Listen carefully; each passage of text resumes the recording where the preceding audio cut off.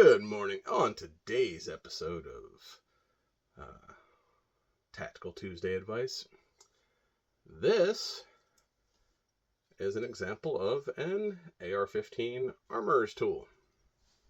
If you own an AR-15, you should have one of these. Even if you don't plan on doing any tinkering and switching things out, occasionally you're going to need to fix things, and this is going to be your friend. Let me give you an example.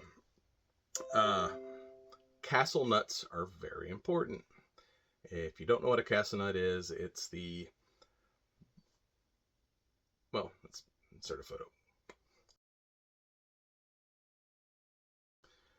That thing keeps your stock on your gun, and it also keeps several important parts inside your gun.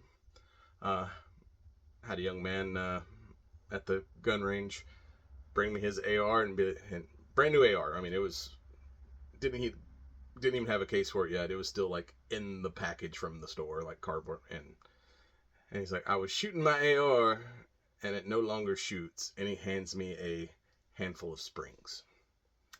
And I'm like, yeah, that's probably why your gun's not shooting, because those things are supposed to be inside that.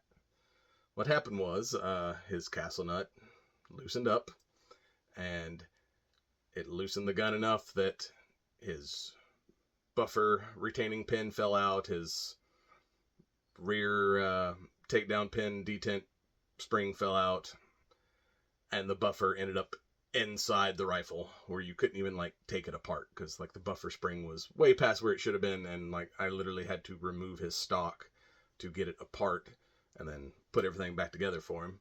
And I was like, before you shoot this again, go buy you one of these and torque the shit out of your castle nut.